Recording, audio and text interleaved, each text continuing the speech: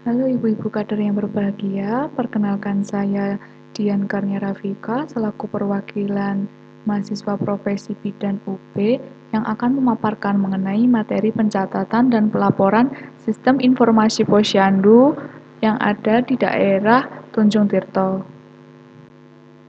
Tentunya ibu-ibu kader di sini sudah tahu mengenai pencatatan dan pelaporan sistem informasi posyandu.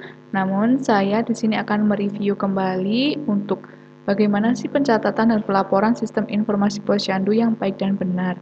Untuk topiknya, pertama akan dibahas mengenai pengertian sistem informasi posyandu, yang kedua membahas mengenai manfaat sistem informasi posyandu, yang ketiga membahas mengenai macam-macam format sistem informasi posyandu. Kemudian yang keempat adalah bagaimana cara mengisi format sistem informasi posyandu yang baik dan benar. Mari kita review dulu mulai bagaimana dasar dari pencatatan dan pelaporan. Penyelenggaraan kegiatan pemberdayaan masyarakat dan promosi kesehatan mencakup perencanaan, penggerakan dan pelaksanaan serta pemantauan dan penilaian. Mulai dari pengambilan keputusan dan penyelenggaraan kegiatan pemberdayaan masyarakat serta promosi kesehatan itu tidak lepas dari ketersediaan data dan informasi yang akurat, tepat waktu, tepat guna, dan tepat sasaran. Begitu juga dengan kegiatan posyandu. Ketersediaan data dan informasi yang akurat ini diperlukan sebagai dasar untuk menyusun perencanaan dalam upaya pengembangan posyandu. Dengan demikian, dipandang perlu untuk dibekali para petugas atau kader dengan pengetahuan dan kemampuan yang memadai tentang pencatatan dan pelaporan kegiatan di posyandu. Pencatatan dan pelaporan yang baik dapat menggunakan sistem informasi posyandu. Apa itu sistem informasi posyandu? Sistem informasi posyandu atau SIP adalah seperangkat alat penyusunan data dan informasi yang berkaitan dengan kegiatan, kondisi, dan perkembangan yang terjadi di setiap posyandu. SIP adalah tatanan dari berbagai komponen kegiatan posyandu yang menghasilkan data dan informasi tentang pelayanan terhadap proses tumbuh kembang anak dan pelayanan kesehatan dasar ibu dan anak yang meliputi cakupan program, pencapaian program, kontinuitas penimbangan, hasil penimbangan, dan partisipasi masyarakat. Tentunya, SIP ini memiliki manfaat, yaitu menjadi bahan acuan bagi kader posyandu untuk memahami permasalahan, sehingga bisa mengembangkan kegiatan yang tepat dan disesuaikan dengan kebutuhan sasaran. Selain itu, juga bermanfaat sebagai informasi yang tepat guna dan tepat waktu mengenai pengelolaan posyandu, agar berbagai pihak yang berperan dalam pengelolaan posyandu bisa menggunakannya untuk membina posyandu demi kepentingan masyarakat. Macam-macam format SIP tentunya ada banyak. Yang pertama ada catatan ibu hamil, kelahiran, kematian bayi, dan kematian ibu hamil, ibu melahirkan, dan ibu nifas. Berisikan catatan dasar mengenai sasaran posyandu. Kemudian format SIP yang kedua yaitu register bayi dan balita di wilayah kerja posyandu. Berisikan catatan pemberian tablet besi, vitamin A, pemberian oralit, tanggal imunisasi, dan tanggal bayi meninggal di wilayah kerja posyandu tersebut. Kemudian format SIP yang ketiga ada register ibu hamil dan nifas di wilayah kerja posyandu yang berisikan daftar ibu hamil dan ibu nifas. Berisi catatan umur kehamilan, pemberian tablet tambah darah, imunisasi, pemberian kapsul yodium, pemeriksaan kehamilan, resiko kehamilan, tanggal dan penolong kelahiran, catatan bayi yang hidup dan meninggal, serta catatan ibu meninggal di wilayah kerja posyandu tersebut. Format SIP yang keempat, terdapat register WUS dan PUS di wilayah kerja posyandu.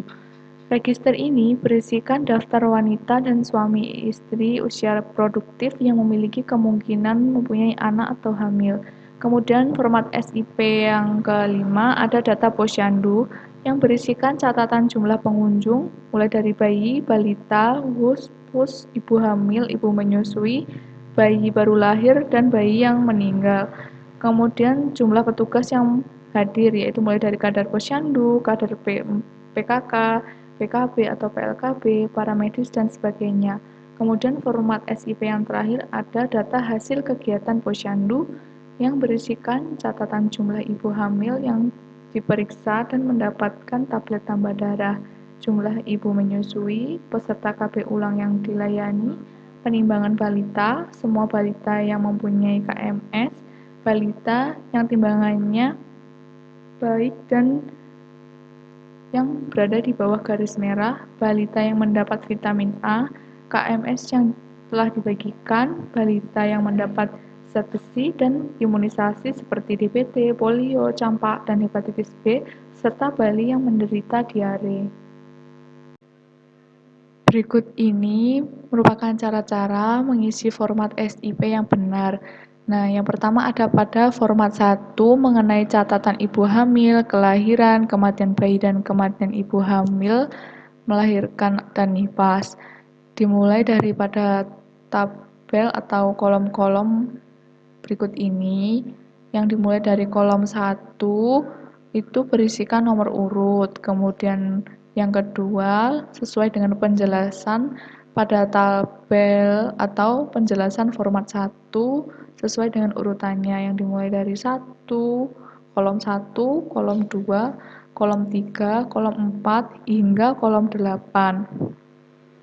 Setelah itu, setelah data sudah ditulis, lalu pada bagian bawah yaitu pada bagian catatan dilihat berapa jumlah ibu hamilnya, berapa jumlah bayi baru lahir, berapa jumlah bayi yang meninggal, dan berapa jumlah ibu hamil melahirkan dan nifas yang meninggal. Catatan ibu hamil kelahiran dan kematian bayi, kematian ibu hamil melahirkan dan nifas ini dilaksanakan setiap bulan oleh kader Dasawisma dan disampaikan secara lisan kepada ketua kelompok PKK, RW atau dusun atau lingkungan melalui ketua kelompok RT dan kader posyandu di wilayah yang bersangkutan. Kemudian ini untuk format yang kedua, yang merupakan registrasi bayi dan balita di wilayah kerja posyandu dilaksanakan oleh kader posyandu setiap bulannya. Satu lembar format ini itu berlaku hanya untuk 1 bulan. Untuk cara pengisiannya dapat dilihat apabila mengisi format 2 ini, maka dilihat penjelasan format 2-nya untuk kolom 1 berisikan penjelasan apa hingga kolom ke-40 bagaimana untuk penjelasan dari kolom tersebut sehingga tidak ada kekeliruan pengisian data. Berikut ini merupakan register WUS dan POS di wilayah kerja posyandu yang dilaksanakan oleh kader untuk selama 1 tahun. Pada format ketiga ini dapat dilihat untuk penjelasan formatnya pada sebelah kanan mulai dari kolom 1 hingga kolom 17 sehingga tidak ada kekeliruan pengisian data. Selanjutnya ada format 4 yang berisikan register ibu hamil dan nifas, kemudian format 5 berisikan data posyandu, lalu ada format 6 yang berisikan data hasil kegiatan posyandu beserta tabel dan kolom mengenai penjelasan format 6, yaitu data hasil kegiatan posyandu. Tentunya ibu-ibu kader di sini sudah mengetahui bagaimana cara pencatatan dan pelaporan yang baik. Nah, berikut ini terdapat data berdasarkan hasil analisis BWS KIA yang telah kami lakukan pada daerah Tunjung Tirto ini. Cakupan K1, cakupan K4, cakupan KF4, serta cakupan kunjungan bayi balita pada daerah ini masih kurang atau dikatakan belum memenuhi target. Untuk itu diperlukan inovasi sebagai perkembangan untuk pencatatan dan pelaporan data posyandu.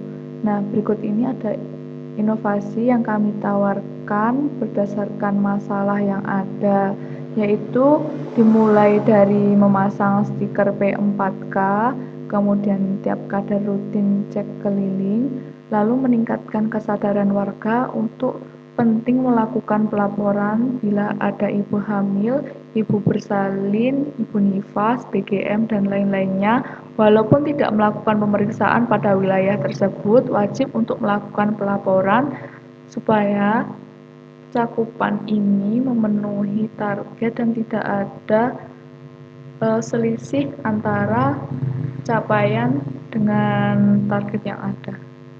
Nah, setelah saya paparkan materi dan saya berikan inovasi untuk daerah Tanjung Tirto ini, saya kembalikan kepada kader-kader atau ibu-ibu kader di sini, inovasi apa sih yang cocok untuk yang dapat dilakukan dan dapat diimplementasikan di daerah sini sehingga tidak ada kesenjangan antara capaian dengan target sehingga pencatatan dan pelaporan ini dapat berjalan baik dan benar. Dimohon setiap kader mengisi Google Form untuk memberikan inovasi terkait pendataan dan pelaporan supaya lebih baik untuk kedepannya.